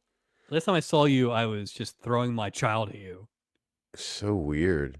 But why would they even see each other back then? Well, they were neighbors. Oh, that's right. That's right. Well, I mean, I almost assume that part of the deal, Martha seems like she's got her crap together. That's probably why she got rid of Bert. So my guess is part of the deal was that Tom had to get the hell out of Dodge when this adoption went down, right? Like, I don't think he was still across the street. No, so. It's like beat it. Yeah. Tom's back with drinks. He's ready for another dance with Laura. Martha says it's getting late. Tom thinks Martha is being a stick in the mud. Tom's a little hammered at this point. Like, shut up. We're going to dance all night. And then we're going to start talking about stuff. Things I'm going to dang about fatherhood. Like, right. This guy. Laura says that her mom is right and she really could use some sleep. Says goodnight to Tom. Bill Robinson enters the Pirates Cove. Ask Isaac for a double anything. Yep. And we see Isaac pour something. I don't know what. He's technically making a drink. So yeah, he's going to need it to get back on the typewriter again. Isaac asks if he's having trouble with the script. See, this is the whole story right here. This is the big. William says there's only one big scene left and they're finished. He says he's not sure if he wants to finish the script because finishing the script equals finishing the marriage. Isaac suggests that he doesn't finish the script and instead he give her rotten ideas so it'll never be finished. William says he has tons of those. All right. This is exactly what I always talk about, where it should be a scene in every episode where Isaac gets 90 seconds with one of the co-stars, and Just it's a little just like, advice. and you can move the plot around, and because this ends up being the whole plot, right? Like, This I is mean, it. this is This is but it. There's this was no a nice piece twists of and business, turns. not Yeah. complicated. No, So easy. Tex and April walking downstairs to the lower outdoor deck. They run into Doc, Julie, and Gopher. Doc asks Tex if he and Gopher could talk to him alone. Some man talk. Julie Yep. grabs April's hand and takes her on a stroll. Again, April isn't sure what a stroll is, but says she doesn't want any if it's fattening. Yeah, yeah. Tex asks what this talk is all about. Tells Gopher and Doc not to be bashful. Like, Tex doesn't want you screwing with his time. All right, what do you want? Like, he's just, what's up? There's a fine line between like goal oriented, no nonsense, and an asshole. Though, to Yeah, be fair, like so. Gopher asks Tex where he got his tuxedo, and Tex says, if this is the man talk, then they better go join the ladies. He's just not talking about stop. No. You see his sweatshirt? Come on. Didn't I see you wearing tight jeans with a sombrero a couple weeks ago, sir? This is when he brandishes his pistol. Excuse me, doctor. Don't you wear socks to bed? Like, yeah, what? You're not much of a man, sir. You know. Julie's talking to April. April's telling Julie that Tex was an assistant manager at a used car lot. Says that he gave up all that to manage me. Now, to be fair, April is talking to Julie. Julie is talking to ADR, which is talking to Charo, because this is what happened. Now, I don't think they're was indoors. Like, I don't know what happened. But they're on the deck. What do you mean? They're not on a real deck? This one was filmed on location, I'm sure. It didn't seem like it was one of those Julie episodes where she has the pack of Marlboros voice. It was just bad sound, but it was pretty distracting. So it was weird. Like, it was just Julie tells April that in order to be a manager, you have to have some experience. April says that he has experience. Tex has been her manager for a whole week. Well. April says that Honest Tex doesn't have the qualifications to manage her career. Says that his name may be Text, but she doesn't know about the honest part. April says that if he was dishonest, people would call him dishonest Tex. Dishonest, whatever. I don't even know. Dishonest Text? April. Onyx, like slam? Right? April tells Julia that if she doesn't call him Honest Text, then she is not her friend anymore. Great. You're going to... Okay. That one's just... Yeah. It's terrible, man. At this point, I'm like, I aggressively don't like this. Like, this is just a waste of time. I don't care about the plot itself. The dialogue is insulting to everyone. Like, it's just... Just get to the musical thing and get... Because obviously that's all that this is leading to.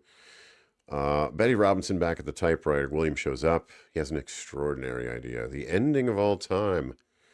A complete switch to everything they've been doing / feeling. He wants to give it a tragic ending. And Betty says she loves the idea. Uh-oh. I love it. She's great. Martha and Tom are back on deck, and Martha tells Tom that it's wrong to tell her. Martha's still just... Yeah. Rightfully so. Martha says that Laura knows she's adopted. Tells Tom that she adopted Laura from the hospital and told her that both of her parents were dead. And if you keep it up, it'll be true. No kidding. Like, she needs to go get Honest Tex's revolver and go take care of this stupid Tom. Because no one's going to miss Tom. No one's missing this guy's a jerk, man. No, Tom sucks. Like, this has been the great revelation of this episode is how much Tom sucks. He could be villain of the year. He really could be a nominee. Actually could be worst. Yeah. He's just it's just awful. I love that we have a lot of debate set up between villain and worst because there's some people who cross both. So. Oh, well, it's funny because remember we said that like a true villain doesn't realize that they're a villain. Right, but someone who's just the worst is there's just a level of disdain. Yeah. I can almost respect a villain that knows they're a villain and just doesn't care. I feel like villain is villain and worst is my reaction to the character Right. itself, right? Intentional So versus yeah, impression. Yeah. yeah. So Uh, oh boy. Julie's in her cabin playing her flute. Here we go again. While Doc no, you know what Isaac's she's playing? gopher. Yeah. What is she playing? Like Little Drummer Boy or some Christmas song. Oh, After oh, skipping you're the not going to Christmas give us a episode, Christmas right, and episode? you're gonna do it in January, That's like bullshit. seriously, that really annoyed me for some reason. My wife was watching at this point, and she's like, "Is it the Christmas episode?" And I was like, "No, good point. No. It's not." Good So. point. And no. Ugh. Julie is pissed. They made her the scapegoat for questioning the honesty of Tex. Tex is at Julie's door. He heard beautiful flute music. I'm gonna tell you something. Bang, bang, bang, bang. He said, "You should play like an angel." Isaac says, well, that takes honest out of his name. Tells Julie, if you're serious about a showbiz career, I could be your manager. Says he'll bring the paperwork later, but right now he has to go see April. She seemed upset, but wouldn't say what it is. Tex leaves. He leaves, and then Isaac calls him a phony. Doc says, wait until April finds out that he was trying to sign a no-talent flute player. Man. Julie replies with a goodbye, gentlemen, Yeah, and goes just back to playing some Christmas carol. unnecessary What was the attacking of point of the Julie flute this thing? week. Like, What was the point of this? I don't know. I mean, it This didn't even is sound like she was just really dumb. playing it. Like, I No, of don't. course not. She can't even talk. Well, I think she. It's ADR flute. It's Come on. Aqualung. It's just Aqualung. It's just terrible. And with Poor that, Julie. we go to our second commercial break. Quick Poor break. I would Poor like Julie. to do. I guess I would be the one that need to do it. We need to go back and do a super cut of all the poor Julies because I just Especially feel like this we're season, getting a man. lot of them this Just season. dumping on her. They really are. What is next? So we're back. Martha and Laura in their cabin. Laura tells Martha that she should have gone to bed early last night because she looks tired. Well, she's This drunk. This cruise is going to kill Martha. Martha said she had a very strange dream, oh boy, that her natural father tried to take her away from her. Like, really? Like, come Oh on. God, This that's is just so stupid heavy-handed at writing. this So point. dumb. Yeah. Dumb. If anything, you'd see her like hug her closer or something like that, and she'd be like, "Mom, what's wrong with you?" She'd be like, "Nothing, nothing. I'm Right. just tired." Right. Easy. Come on. Laura tells her mom that she had the dream because she's getting married soon. Tells Martha they're going to live 3 blocks away. Laura says she hasn't wondered about her natural parents since they died. She says, Martha, their life is perfect. And she and Martha hug. Then she says, Laura says, sometimes she wonders what they look like or what their name was, stuff like that. So you don't, wait a minute. Weird go back. Yeah, I never think about them ever. Except now you made me think about them, and now I have questions after I'm hugging you. Before we go to commercial, Yes, I have sir. a different thought. Yeah, but let me completely do a 180 and bet what I want. Betty, well, wait a minute. How old was Laura 20 years ago? 0. Well, how did he try to rate? Like, how long did he try to? I wonder how old she was. So he said he was 21. There's he no tried to raise pictures of her the entire for a year. Like, I mean, this guy can't take photos and raise a baby in 1979. was Martha like doctoring all the photos and like putting her? Well, it's not like putting Bert's face in there. Listen, this whole adoption thing seems weird because did he like facilitate this by himself? Like, how does that work? Just so many lies and right, false but paperwork. I guess my point is that like as part of the adoption process, you don't get a stack of photos from year 1. That's a good point. That's a good point. That'd probably be more harmful than good. Probably so. Betty's in her cabin. Betty Robinson, that is, in her cabin searching for something. William shows up. Betty tells him that she can't find the script. She asked him if he took it last night, and neither one of them can find it. William asks if they have to start all over again. Betty blames it on the maid. That's right. William doubts it, and Betty says, Let's go to the rubbish room. Maybe they threw it in the rubbish room. Let's go to the rubbish room. Let's Now, go to the why rubbish would room. you, as a passenger, know where the hell the rubbish room I have the is? same thing. I said, where the hell's the rubbish room? Like, how would you have access to the rubbish room? Yeah, And why do you have it? It doesn't seem like, safe. unless you go down the chute yourself. Those chutes were No. way too big. That's dangerous. I Somebody could mean, get stuck in that thing. I lived in a couple apartment buildings that had trash, chutes, and I always would would kind of like make sure I was secure before I threw Yeah. something down there. I I just don't always want assumed that to. was going to be an untimely end for me. So Just dangerous. yeah, Where did the trash go? Into yeah, the darkness. I have no idea. that's right. Laura and Vicky are finishing a game of shuffleboard. Tom and Martha are sitting at a table next to the shuffleboard. Vicky's explained to Laura that Steubing is her father. Oh boy. And that her mom died last year. And I'm like, oh my God, everyone wants to give so much information here. Laura Yeah, apologizes. Tells Vicky that both of her parents died a long time ago. Jesus, fun. what is this? What are we on? Maury? What's happening here?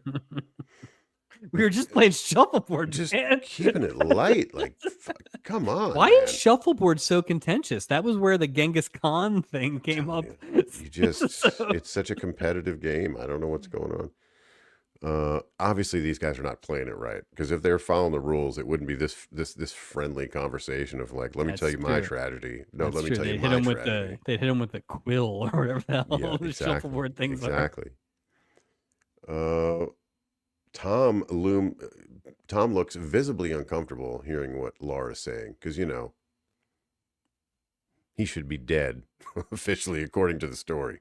Is it weird that he's there? Like he's been with them the whole time? Like Yes. how are they explaining that away? Because at this point Martha probably doesn't want him Well, around. she could just be like, "Hey, buzz off, Do dude." something else. Could I have a little free time with my Like daughter? this man, the Like, only thing she should have been talking to Stuving about was this man's harassing me. yeah, do you have Like, can no you? security on this boat, Meryl? No, where's the brig?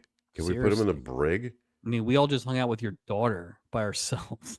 And Like, Vicky so made it 10 times worse. Thanks, Vicky. Jeez, instigator. Tells Vicky that she's really lucky that a wonderful lady adopted her. Well, it wasn't a lady that adopted her. She was adopted by parents. well, I guess Bert's Oh, persona non because he's grata at not this around. point. She's like, Yeah. screw Bert. Do you think it's Bert Convy? I just assume it's Bert from Bert and Ernie, and she just thinks it's called Ernie now because she's still mad at Bert. He was so Or what's obsessed with his paper clips. well, who was the Bert? What was Bert? Who played Paulie? Bert Young? Bert Young. Maybe it's Bert Young. There you go. These are all good candidates Great for Berts. I mean, we didn't even say Reynolds, and then the Bert coolest Bert, Jones, Bert Jones, other Bert Berts, Qbert. Cuberts. Oh, I bet you Qbert was Cubert Marcus' was. husband. We had no hands. He just jumped and made weird noises and with a big nose. That's the 70s. Yeah. Wow. Laura introduces Vicky to Martha and their friend, Mr. Thornton. To your point, like, go away, bro. It's just like you would think at this point. I need another. I understand that Laura likes this guy, like to a Sure. point, but like you got to give me like a little more rope He's a stranger. that I'm on he's there. vacation with my mom because I'm getting married. I want to spend Right. time with her. Who are you and why are you like go Yeah, what? It's I feel like it's almost like a vampire situation. because Like she's she invited him to never dinner and then right, they and like were off. Martha has never indicated any warmth towards this guy to the point where Laura said it, right? So it's like, No, all she does is drink around him and doesn't right, sleep. right, like he should have been like a big spender that offered to treat them to things or something to get himself in, or like you know what I mean? Like there should have Well, been some impetus for him to be around. well, the other thing too is like he's not displaying any signs of feeling uncomfortable. Oh no, he's been Like waiting for this. He's yeah, good. I'm gonna do it on my. He's just exactly. I am uh, gonna. He's a troll. He's an internet troll. he is an internet troll. He's In absolutely 1980, he didn't even know how nope. progressive he was. Vicky shares that her real name isn't Steubing. Why is Vicky still talking here? Like, haven't we done the damage? What do you? She explains the whole thing was confusing. She's like, "What? Why? Why are we?" Tune So, into season 2. no kidding. Laura says, "Well, how great to have a dad that loves you so much." Tom says meeting her real father hasn't hurt Vicky, and Martha continues to drink heavily at this. Yeah. What a what an Poor, poor Martha. it gets worse. And it was already bad, but us talking about it, I'm so irritated at this guy. Just such a jerk, man. Ugh. And I think he's oblivious to it because I don't think he thinks he just doesn't care. He's No, the worst. no, he is the worst. I honestly, I think that's where I've landed. I'm not. He's kind of a villain, but he's definitely the worst. Just the worst. Yeah. Is he the worst because he's aware of it and doesn't care? Is that the thing that sets him over the top? Yeah, and I think it's that thing where he's holding it over her in a way that Yeah. isn't villainous, but is like unnecessary. Because he's getting to spend time. Like, this is all gravy, or it should be, Right. right? Like, this is a weird happenstance that you get to spend time with these people, but you're luring it over everyone, which is It's just unnecessary. And weird. again, it would be like this if she had been married for 6 years, right? But the Right. fact that it's 100%. 2 weeks from your marriage and you're doing this is Just ostensibly your weird. honeymoon or a bachelorette party. No thanks, Tom. It's just dumb. It's just. Ugh. Look, Wiggity, Mike. wiggity weak. Wiggity weak, Wild West. Super weak Wild West. Yeah. Look, Mike. It's the Sea Wind Spa. Let's see. Let's see if they Hey. have the balance beam set up. Or the This. orange juice as high as your eyes. No kidding. The Sea Wind Spa, home of the dangerous hot tub, tall glasses of OJ, and the sometimes balance beam. Uh, April's doing some sort of weird leg raise on the bench press machine. I don't know what Yeah. she seems amused at the idea that Honest Tex is going to manage Julie in her flute. And then she says she's going to kill Honest Tex. All right, that's something. Let's go. There has been an underlying hostility between Julie and April the entire time. Oh, yeah. Don't forget, it's April got ratted out by Julie in the beginning. That's right. So, there's Felt a always little been threatened. a real tete-a-tete there. Well, So, notice Julie didn't bring out that flute thing until after Charo or after April Lopez's first performance. She's a little jelly, you know? Stubings tells April that she's overreacting and that he's just telling her what he heard. He's such a frickin' instigator, man. and a pansy. He's Oh, so he's scared. such a little just. This is why he stayed in the boat on D-Day. He wasn't going out there. His No legs wouldn't way. allow him. His No, chubby little those legs wouldn't. quivering, those quivering shorts. Oh. So April's even madder at Julie now. April says that no wonder Julie talked to her about staying away from Honest Tex, so Julie could be around him. So let's break it down. So Honest Tex is old. Real old. He is an alpha. Oh, but I I see where you're don't going. think he's Julie. I don't think he's Julie's type. I think it's too much. He's too much of a cartoon character. Now he might be Julie's character in the Dallas Cowboys movie that we just saw. He might be Jesse. He might be Jesse's type. So yeah, take off your vest. Like, yeah, I can see that whole thing happening. Like if he was that Frank? If he was Frank's father, yeah, we might be able to see that. So. Or one of those creepy lawyers that are judging the cheerleaders at the table. I could see that. Enter Honest Tex. He's back in his sweatsuit cowboy hat combo. April pours a tall pitcher of orange juice down his sweatpants. Tex asks why she did that. Tex would not ask a lady if she did that. You know what? Tex would not take kindly. Not since the seersucker have we seen such an egregious spill, though. That's April says because orange juice is good for you. That's why she did it, and she storms out of the Sea Wind Spa. Meanwhile, she loves storming out of stuff. Meanwhile, we're storming into the rubbish room, looking for their script, not finding it. Bill says it's a waste of time. Betty found an old empty heart-shaped box of candy. Tells Bill that he never bought her one of those. Asks him why he didn't. He says it's because he didn't want to insult her intelligence. That a heart is shaped like a fist, And he loves her too much to give her a fish-shaped box of chocolates. That kind of made me giggle. I gotta be honest. I like that scene because there's a part where he's like, "Remember when you gave me the box of chocolates?" He's like, "Yes, I do." And she's like, "You never gave me a box of chocolates." That's Like, funny. it's just a very easy charm Well, they between had a those little two. back and forth thing that was comfortable and wasn't like Yeah, didn't this have like ain't no underlying anger to it. right. You It know, ain't that hard. You put two good people together they're and you great. get the hell out of the way, even with And a she's pretty lousy script, to be honest with you.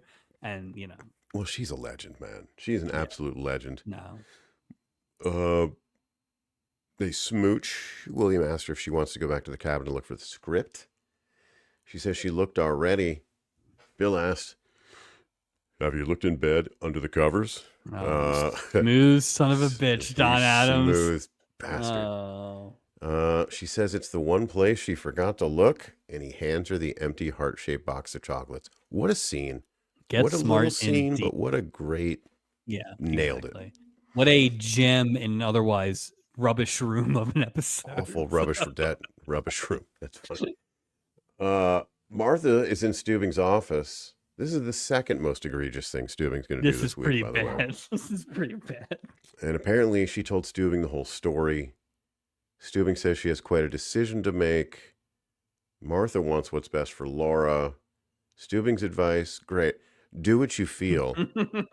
Thanks, Meryl. He just wanted to know. He doesn't have advice. He's just nosy. He wants to know what you So, want advice on. And he gives terrible so advice. right, and so he does at least say there are similarities, but these are obviously very Dude, different circumstances. that In couldn't that, be more different. and what we don't bring up at any point is that Stubing was never going to tell Vicky the No, truth. no. Vicky found it out, and so like, and Well, here's even the then difference, he Mike. was Here's like the hiding difference. from it. Stubing lived. That's the difference. Stubing lived. That's true. History is written by the winners. Right. Right. So, if it wasn't for circumstance, but Stubing's nothing. No, but his He did. advice was not advice. Well, And this, yeah.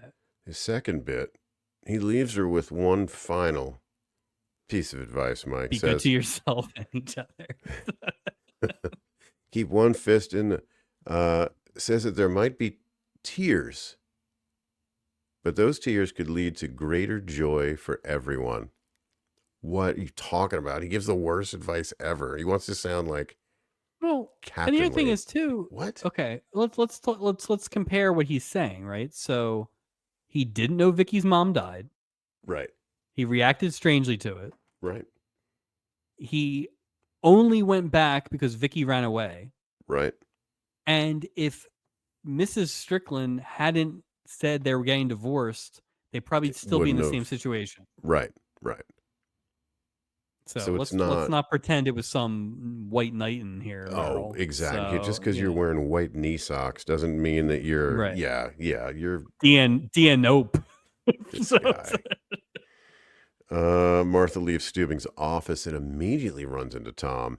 Dude, so was he had the glass on outside the fucking door? Right. Like, so was he like, okay, let's see. So we heard all this Stubing He's stuff. so sneaky, dude. Right. I mean, you got to give me something, some air that he wasn't right there. He literally followed her and stood outside the door. He's so sneaky, dude. So sneaky. Because you would assume Stubing's office is not exactly on the, common area. Yeah. Why would you be just happen to? Right. Please.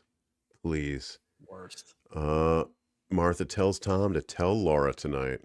And then I'm like, that's what you got out of the captain thing? Yeah, that's clearly not what you feel. Like, what? Right. And like, you didn't take any time at all to think about it. No. Nobody's listening to anybody on this. No, it's ridiculous. Like, we're not defending Stubing's advice giving, but like, you did not take that in at all. No, she just 2 seconds. I'll think about it for 5 seconds. Yeah. And that takes us to our third commercial break. Boy, we're just plugging along here, Mike. Jesus. We're back. Bill and Betty are in bed and under the covers. You know what that means. Yep. Fornication. Week 4. 4 weeks in a week fornication. This is that's funny. That's really funny. William says that he was sure they'd find the script. Betty says that they had fun looking for it, and they smooch again. Easy scene. We've established the fornication. Everything's okay. Yep. They're on the right track. We're in the Acapulco lounge. Stubing is dancing Great. with Gopher Doc standing, I'm sorry, with Gopher Doc and April. April performs. She does the flamenco guitar song, which is actually the thing that she was famous for. But it was funny. I remember you saying that, and that is the best part of this entire stupid storyline. It was very good, and it made me think, oh, she's kind of bummed out, right? So she's playing this understated thing.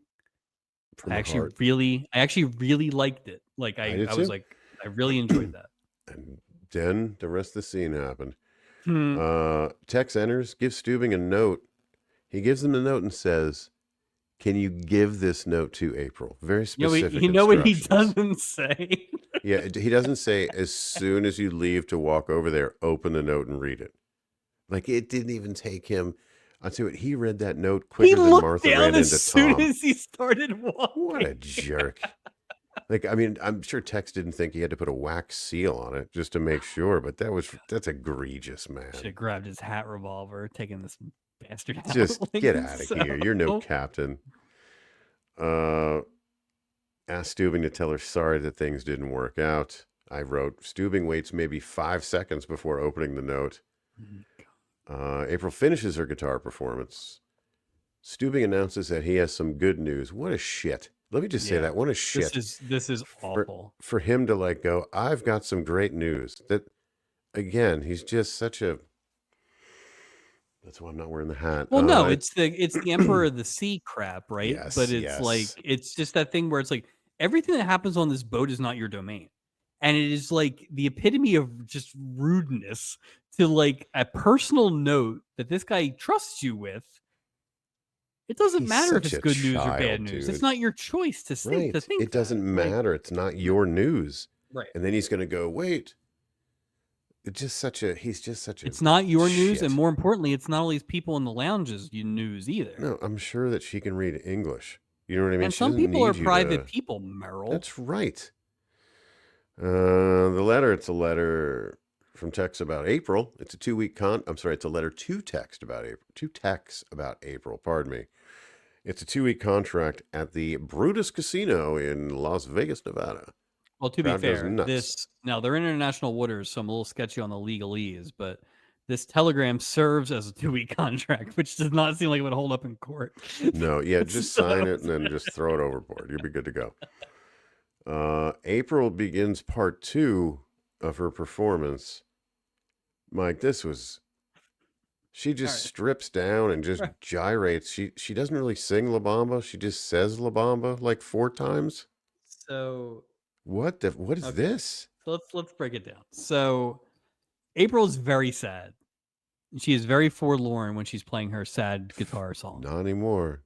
She was not sad enough when she was getting dressed to have sexy outfit on underneath the pull-away tuxedo that she was wearing. Falling out of that outfit in every way. So I guess she was imaginable. just like, always be ready, right?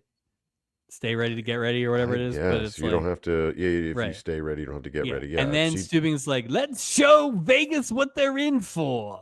And she rips off her clothes like she's checking into the game in the 6-minute mark.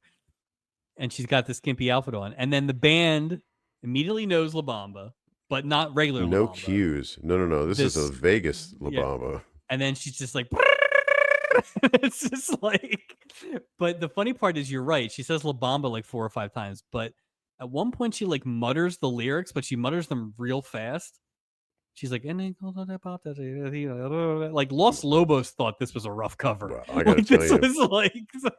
I think the only thing that good came out of this is that the original singer of La Bamba never made it to see this performance of La Bamba. He did not. Was it Richie Havens, I believe? Richie Valens. Richie Havens is a much different singer. Yeah, he is. So. He's the one who used the credit card as a pick, I believe. Yeah, the Big Bopper and the Big Bopper, Buddy Holly, and Richie Valens never had to hear this. Thank God they missed this episode and all of April Lopez's appearances. Yeah, this was It was weird. It was The weird. And balloons. now It now was that long said, too. Yeah. the combo performance probably is in the conversation for musical performance of the year because we have had a thin, I think it's her and Gopher right now, which Well, is insane.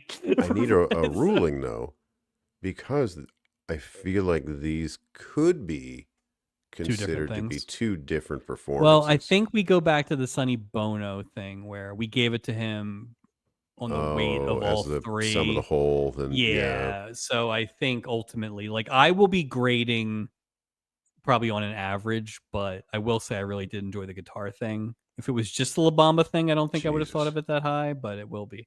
But again, it has been light in the music this year so far. I mean, So I'm sure it'll get nominated, but I mean, there's still time. I mean, she got Sweet. nominated both seasons so far for her music. So Yeah. this was better than the Love Boat You theme. think this was better So than the Love Boat? I do because I thought the guitar was good. Forget that. Let's forget. This is what I'm saying. We got to let's separate the guitar because that We was can't. Charo. I This don't is think we April can. Lopez. I didn't hate the La Bamba thing. I think if the La Bamba thing had been on its own without her stripping out the sad tuxedo, I would have had less problem with it. Fair enough. Fair So enough. plus I like doing I so mean, you're great at it, so I don't blame you. Balloons release after this performance. that's the other part. What the? Why did they have balloons ready? She was gonna do a sad performance. She wasn't even going to perform. Remember, she was like, "No, I can't. It sets a bad precedent." They're like, "Put up the balloons anyway." Like, what? But put up black and white balloons like it's a funeral? Yeah, that was weird. What were they up there for? They couldn't have been up there for. Deacon What Dark. was the last event? Italian night? You don't release Oh, there balloons you at go. Italian night. Classic I don't black. know You know what. it is. It's a mafia signal. It means they sleep with the fishes. Black and white balloons. Oh, they hit up black and white balloons, black and white cookies.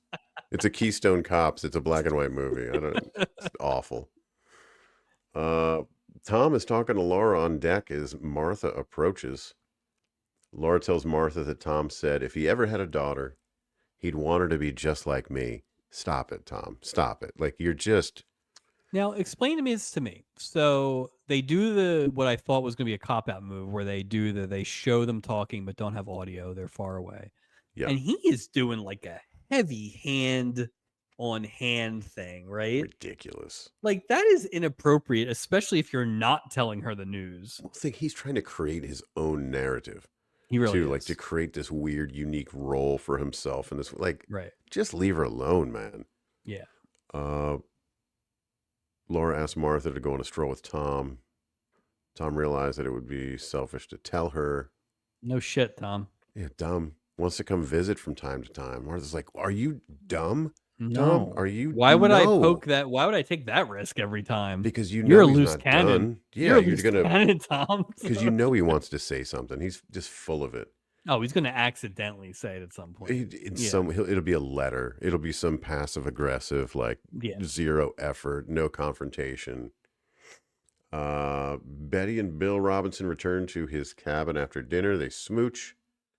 Betty suggests they start all over again with the script. It'll take months. Except Betty looks down and sees the missing script. Uh-oh, Mike. She calls him a dog for having the script the whole time. He says he just wanted to spend more time with her and that he loves her. And Betty had a copy of the script the whole time, too. She had And it they carbon smooch. copied. Carbon copy. And that was great. It must take forever. Can you imagine trying to type things up and not losing them? That the absolute paranoia of not losing something like that. Well, the power of like the backspace button, I couldn't do that like with typing. Like, I remember we'd have to take typing classes way back when. I mean, And hell, you I had to, remember putting stuff on like disc, and that was pressure, yeah, right? Like it yeah, was, yeah. So floppy disks. Tex is on deck. April apologizes to Tex for being jealous. Tex explains he was just being nice to her friend and that April's his only star. He's pretty sweet now. Tells her that she makes the man on the moon smile. Probably because she's so much younger than him. But she says, Mrs. Honest Text. He says he did tell one lie. Didn't see this coming. Oh, one from little fib. I told one little fib. one little from the Book of Bayo, location misdirection. That his hometown is in New Jersey. Nothing wrong with that. April Classic says, Jersey. Classic honest. Jersey accent. Oh, Honest text. well, that's from Farmingdale. That's where all Oh, there you go. that's why they call Yeah. it the Garden State. And we go to our final commercial break. Ay. So, but here's the one thing is, they're getting married, Right. which even Tex was like, we're not getting married, right? And she's like, no, of course we are. Like, so I've lost track. I need to go back and count. Maybe we have, but that counts as a. Well, is this season of the olds? Does Honest Tex Honest Tex isn't old. I qualify mean, as an old? he's not going to be getting nominated for anything, but he counts as an old, and so does Drunky Martha, I think. So, well, unless a new category is best sweatshirt, I can't see him getting nominated. Best printed sweatshirt. Just wonderful sweatshirt. Oh, Betty and William are leaving the ship. They didn't find an ending to the script, but they found a new beginning for their marriage. which is Wrap funny that up. because the last time we saw Haley or Juliet Mills Yeah. was the awful Stanfield thing with the kid. Yeah. And they said Reggie Jackson told the crying boy that there was lots to work on, and they said, right. just like all marriage. So I was glad to see. I was happy to see Juliet Mills in a not Buddy Stanfield role. So. I love her working class British, or your version of her British accent is very working. It's like one she's for a the chimney queen. sweep. It's old Bert. Oh, there's your Bert. It's Bert from Mary Poppins. Bert from Mary. There you go. Maybe the best Bert of them all. Martha, Laura, and Tom are leaving the ship together. Why? I don't know. Laura says that she feels like she's made a friend for life, and Tom, stop it. Well, I mean, to be fair, she's only 20 years younger than him. Yeah. Apparently. And Well, then Tom's Laura, not going to hang around very long if he's only 41. No. So. No. Yeah, if he's 41, he's got weeks. Like, he's just Laura invites Tom to He's her not wedding. make it to the wedding. Like, No. don't order the. He's like, is it today? He's not getting through customs, I'll tell you that. No, not with He's that not making it in revolver. Vancouver. Stubing's apologizing to Tex for doubting his honesty. Says that they're very protective of April. Did You're Tex do not. anything to prove his honesty? No. Other than that letter, No, I mean Vegas? I guess because he got her a job, theoretically he's That's a low bar. But we still don't know if she got fired from the Princess line. Right. So. And Stubing's not protected because he did nothing. He didn't. He helped Martha barely, and he helped Martha more than he helped in this situation. He just made things worse. April begins talking in Spanish. Tex asks her what she said. April says that she doesn't know because Sometimes she said it so fast. Sometimes I talk so fast. And that's how we end it. Big laugh, and that's the end of the episode. Dios mío. Dios mío. Totals and a recap for this week. Best episode. It's episode 9. The Cowboys cheerleaders and everything that went with that. Worst episode before tonight was episode 12. The scientist and Stephanie and the 40-year-old wedding. So that episode, I went back and double checked. The third storyline was Rosie Greer making donuts with Isaac, which we very much liked. Yeah.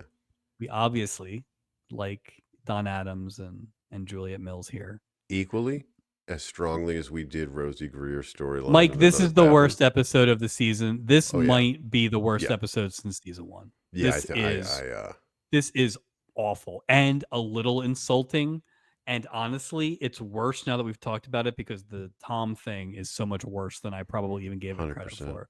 This was terrible. Every watch I made, this is awful. And to your point there, even the strongest storyline was such a small, short storyline that it could only help so much. Like it just, and if you time-wise. if you put even slightly worse people in that, it's not good. It was awful. all about the fact that I like the two actors. Honestly, I agree. I don't. Aside from that small shining light, the other two stories were so bad. The portrayal of Chara was so bad. The Tom who's thing the again third? is just. Ugh. Who's the third best character in this entire episode? I have an answer, but it's like it kind of makes the point. Maybe Martha? I don't know. I don't know Yeah, you know what? I because should give Martha a little maybe credit. You're right, but I was gonna say Isaac, and that's literally just because of the bartending, I the agree. one scene. And I The wasn't point, thinking. I was thinking right, like guest star wise, but right. no, I agree with you. But There's the point not. is, that's what we're talking about. Is like nothing was good in this. The crew No, wasn't really good. no. Like this is It was like an everything. incomplete. You know what I mean? I Right. felt like it was just. And you know what's funny, because it's been a while, and we talked Yeah, about this all season, where it was like there hasn't been one that made me mad. There was bad, but there hasn't one that made me mad. I hated two storylines. yeah. This was terrible. I This will agree. be hard to beat, hopefully, for the rest of the season. I mean, this might be an all timer too. I mean, I think it's worse than the winner last year, which was the Julie and the Ages of Man and all that stuff, which was more nonsense and boring. Whereas this was, we always talk about it, right? It's like boring versus insulting versus bad. And these weren't swings. These were just, No, there was no swing involved. It was there. nah, Let me ask you. I just kind of had a thought. When this project gets to its end, do we do an overview of the series? Like, sure, this was the worst we'll be episode looking of the for content series. at that Like, yeah, point, we will. right? Yeah, Like, we will. so It'll turn into a 6-part episode too. yeah, So, we're gonna have to do something in between this and what's our next project? Did oh, we say God knows what. Centennial, BJ and the Bear, Centennial, whatever? So, little, what's his name? And big, oh, little little Seamus, Seamus, big big Seamus. We're just gonna Seamus. do a It's like lot of small small projects. projects. Yeah. Captain of the Week. Do we have to? Um, I think. I mean, obviously, I think you got to go the Don Adams character, Bill Robinson, because I mean, there's no one else. I mean, No. he did a good job, but he was so far above everything else Yeah, and I'll go. like if it was a medal stand, there would be no silver or bronze. He'd be standing Well, alone. I'll go Juliet Mills for just because, like, Fair it's enough. just like the Yeah, yeah. same idea, right? But it's Same, those same. two. It's those two. It was just so much better than everything else. But as I said, wasn't great. No, it It wasn't certainly great. wasn't great by any Wasn't means. I great. mean, they jumped, to your point, they jumped the middle of the storyline completely. Yeah, that was quick. They wrapped it Like, up quickly. Again, this and is it, not. It shouldn't be an A storyline in an episode. and I feel You know? like, except for like the Steuben when Vicky comes back episode or something like that, Yeah, it was weirdly like one of the shorter. I bet you if you actually clocked it, it was one of the shorter on-screen timeline storylines we've had all season. I agree. Which I mean, God, just give me 5 more minutes of that, and I would have felt a lot better about things. But Yeah, inconsistency yeah, in this timing of the stories, the quality of the stories. It was just not great. not good. Worst of the week. Walk the plank. Come on, I think we're gonna.